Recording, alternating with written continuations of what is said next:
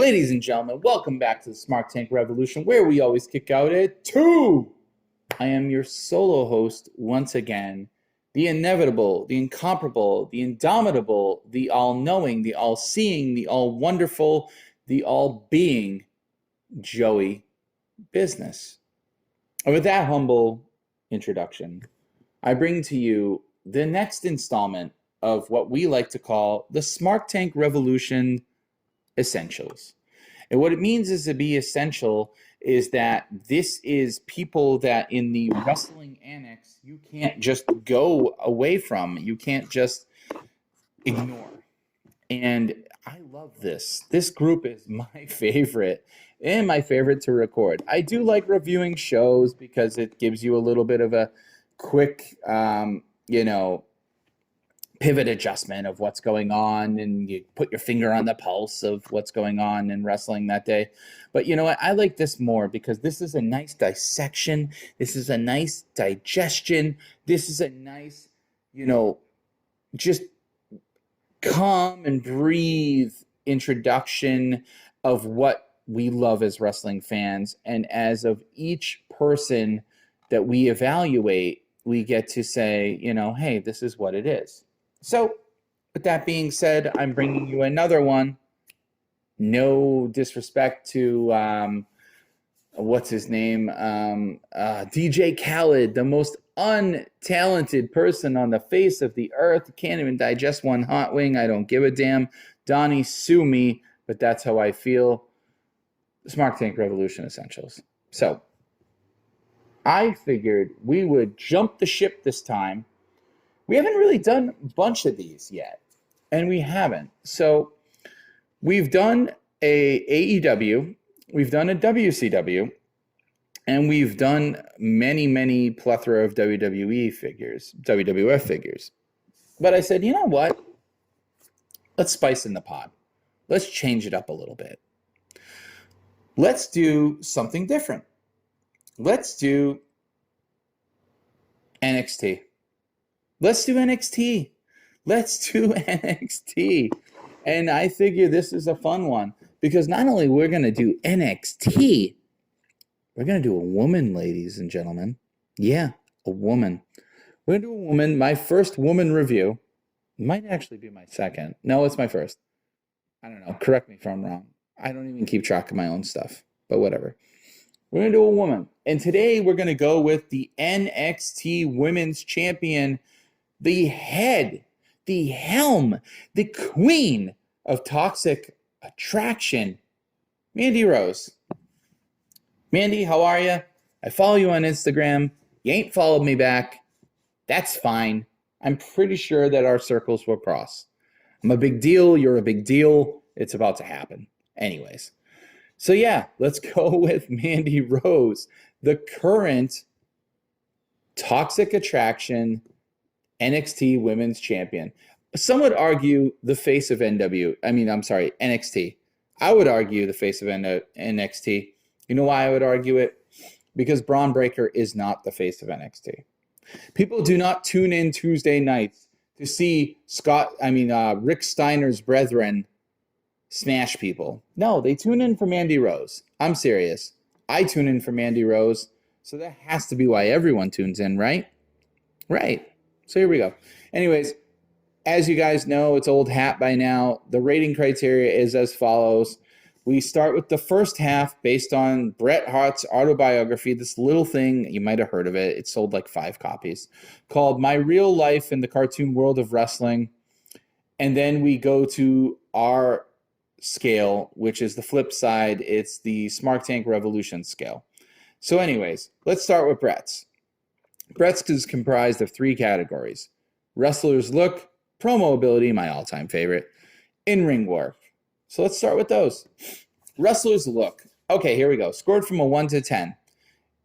Webster's Dictionary, or Bret Hart, defines it as their physique, appearance, and presentation. Okay, so Mandy Rose. Mandy Rose. Okay. Mandy Rose harkens all the way back to the days of Tough Enough. When you used to remember that Tough Enough was a weekly television show. I believe it was on USA. I believe it kind of showcased along Monday Night Raw, or it might have been on a Tuesday night. I'll be honest, I don't remember. I do remember the impact. I don't remember the sequence. But wrestlers look, their physique, their appearance, their presentation. Well, Mandy Rose has always been kind of a gym rat. She's always been kind of very, very easy on the eyes. Mandy Rose, based on what you saw in Tough Enough, she was a 10 across the board. She was head and shoulders above the rest, which is why she won it. But let's take Mandy Rose out of Tough Enough for a minute. Let's extrapolate her and put her over into the real world and say, wrestlers look. Let's say you walked up to her in a Foot Locker. You know, the Young Bucks are showing their new shoe, and you're looking at a pair of Jordans, and all of a sudden this really, really attractive chick walks in. What do you take her as? Well, might take her as a tennis player. You might take her as, a yoga instructor. Or you might take her as a wrestler, which is what I would take her as. So scored from 1 to 10. With that being said, the fact that there is a couple different identities that you could presume for her, I'd give her a 7. I'd give her an absolute 7. Because first appearance, especially right out the gate, Tough Enough, you wouldn't buy her as the attraction she is today. You wouldn't look at her and go, my God, that's Mandy Rose. Holy crap, grab my camera. No, you wouldn't. You'd say, wow, that's a really beautiful woman shopping in the same store as me. But she's really fit. So I'd give her a 7. Her presentation, well, her music when she jumped down to NXT is worlds better than what she was produced at up in the upper ranks. And I'm using air quotations. You can't even see me, of WWE. But yeah, I give her a 7 because she does look the part. And, you know, she definitely holds that kind of presence. So yeah, let's give her a 7. Here we go. Promo ability. Okay. Not to be unfair, but the world of women's wrestling is not littered with the likes of CM Punk, Ric Flair, Shawn Michaels, John Cena, The Rock on the stick. They're not. There's not a lot of women that are so captivating. You're like, I cannot wait for them to hold the microphone to their face. There's not. I'm sorry. That's not misogynistic. That is a fact. There is not a lot of those. But I am very happy to say that Mandy Rose is the exception to that rule. She's really, really good on the microphone. She's not wooden by any chance. She's really comfortable, and she's really believable. But here's the funny thing. She portrays a heel, but I bet you in real life she's as likable as they come, just like me. As humble as they come, just like me. And as big of an apartment as they come, just like me. I bet you she's just like me. I like her. She's good. Scored from a 1 to 10. And then again, Bret Hart's weird description of things. The effectiveness of performing a dialogue or monologue to use to advance to a storyline. Hi, Bret. You're the farthest thing from Shakespeare, but I do like you. Promo ability. I give her an 8. She's really good at her craft. She's really good at being menacing, but she's also extremely good at being believable. And she's casual too. She's really comfortable on the microphone. You put the red light in front of her and she just dances. Boom. You got yourself a fantastic Broadway show.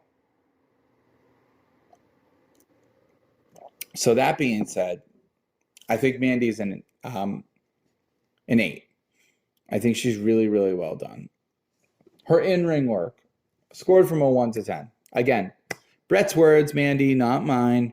The ability to perform and execute, I hate that word, a variety of wrestling moves in a manner which makes sense, accompanied by another innovative and improvised actions which may psychologically connect with the audience and further enhance the story.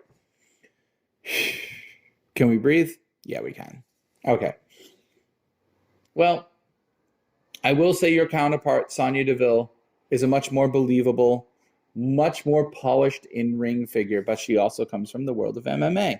I think it translates better. I think it's something that is important to portray. Someone like Ronda Rousey. We'll get to Ronda Rousey because I cannot wait to do Ronda Rousey. And Donnie, you do not take Ronda Rousey from me. That is mine. I am claiming her now. You are listening. Therefore, this is an auditory obligation. You just heard it. The end. But anyways, Mandy, her ring work. It's gotten better. It's gotten a hell of a lot better, especially since she's been in the championship position. She has really been put through the ringer. She's really gone under a trial of fire. And not only that, I think she's done phenomenally well. I think she's done so good with the ball she's been handled. So I'm going to give her an 8. I think she's gotten better. Do I think she was always an 8? No, I think she was always a 6. But she's progressed to an 8. I believe her. I love the knee. I love the way she has facial expressions. I love the way she tells a story in the ring. I think she pays attention to the little details, which are very, very, very important. So I give her an 8. I give her an absolute 8. Okay? So that's the in-ring work. Now we're jumping really quick to the Smart Tank, to the STR side of things, to our rating scale. So we have 3 categories: innovative effectiveness, classic matches, classic rivalries, and my always favorite, defining and redefining moments. And unlike Bret's, which are scored from a 1 to a 10, which is just so vague, we condense it to a nice even 1 to 5. So let's start with it.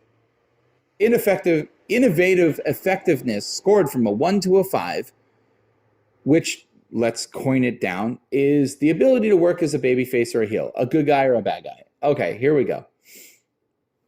There is no doubt that there are people who, just by looking at Mandy, love her. They love her. They look at her and go, oh my God, I want to back her. She is phenomenal. She's great. She's just wonderful. Well, let's pump the brakes.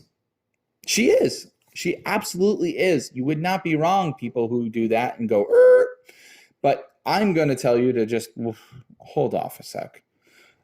Innovative effectiveness, scored from a 1 to 10. The ability to work as a babyface or a heel, which means the ability to transition back and forth from to and fro. So I'm going to say, I'm going to score her right in the middle as a 3. I think she is supremely better as an heel, like she is right now in Toxic Attraction. Look at the ratings. I don't think they lie. Just like MJF, I don't think she gets her due. But to work as a babyface, listen, she's gorgeous.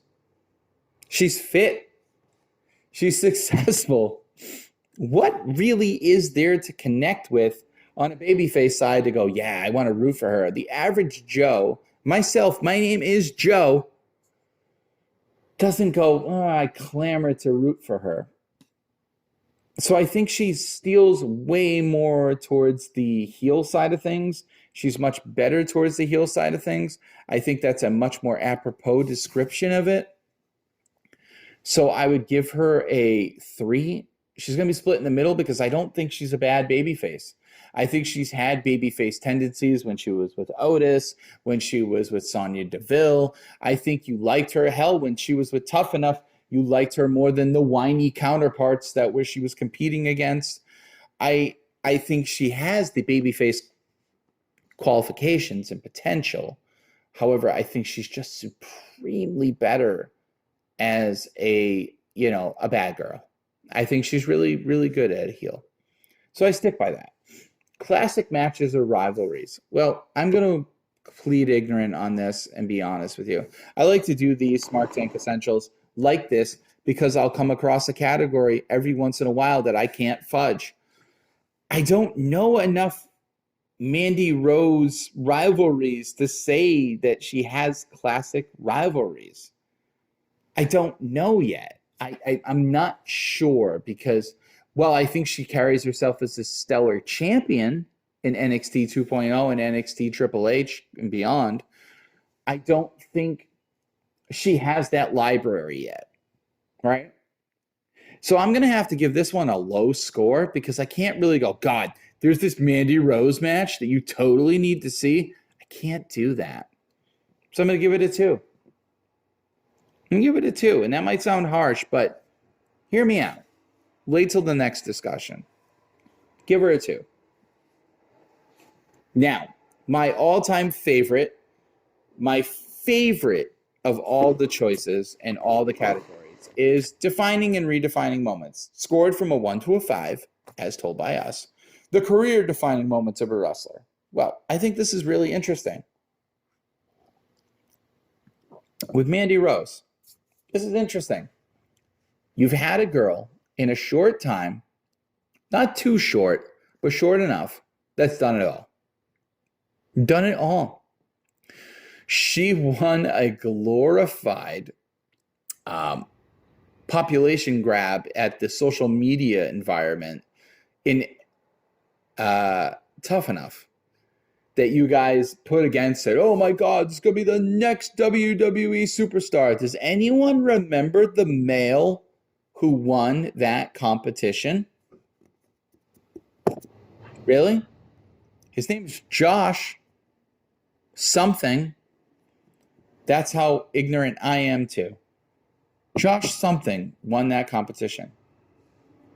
Amanda, I forget her last name, which is a terrible, terrible foresight by mine, only followed by the huge construction truck that just went by. But Mandy Rose won the women's competition. And Mandy Rose, rightfully so, has stood the test of time. Scored from a 1 to 5, the career-defining moments of a wrestler. Well, here's the thing. Mandy Rose has been on the main roster. She's been in feuds. She's been in memorable angles. She's been in matches that you'll recall. But it wasn't until she took a quote-unquote demotion, which I think is a promotion to NXT, that she's really flourished and shined. She is the face of NXT in this incarnation. NXT 2.0 or NXT Triple H belonged to Mandy Rose. Mandy Rose has also unified the NXT Women's Championship with the NXT UK Women's Championship. Yeah, you might scoff at that, but you should not, because it is a big deal. She's the first of its kind. She's also going to be a humongous addition to the roster whenever she decides to come up. She doesn't need to come up right now. She's too big to come up to deal with the small fries on the big roster. She's doing big things on her pond and doing it the way she likes. And here we go. For career and redefining moments, well, there's no redefining moment other than maybe being demoted to NXT that I would go as redefining.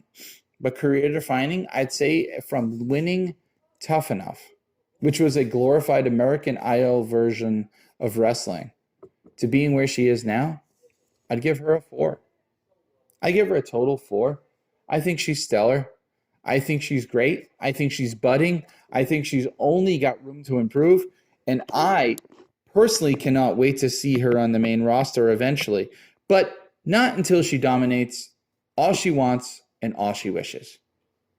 This has been another iteration, another introduction, another addition to the Smart Tank Revolutions Essentials.